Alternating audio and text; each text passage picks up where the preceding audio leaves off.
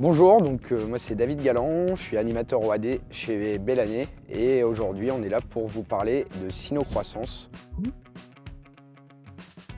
Donc c'est notre outil de modulation et pilotage d'azote pour céréales et colza.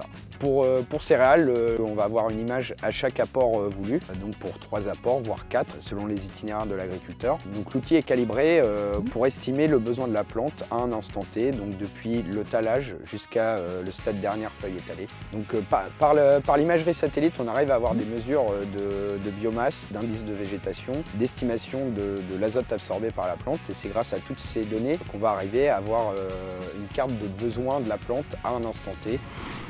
Donc aujourd'hui on est chez Charlie du GAEC de la Grotte donc à Saint-Clair pour le 3e apport sur blé. Les stratégies dans le conseil sont différentes. En début de cycle on va être sur une stratégie ce qu'on appelle de compensation, c'est-à-dire qu'on va essayer de mettre un peu plus d'engrais, un peu plus d'azote dans les zones les plus faibles pour essayer de compenser justement, d'homogénéiser au maximum la parcelle. Et en fin de cycle on va adopter la stratégie inverse, c'est-à-dire une stratégie de renforcement.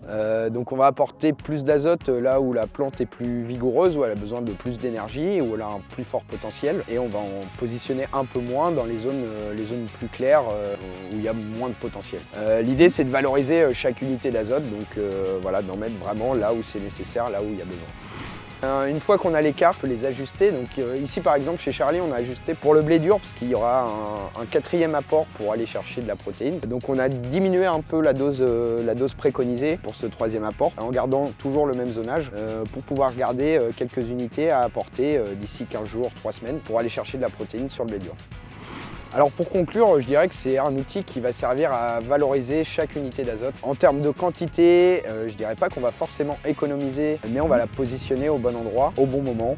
Donc l'idée, voilà, c'est que chaque unité d'azote soit consommée par la plante et qu'il n'y ait pas de perte.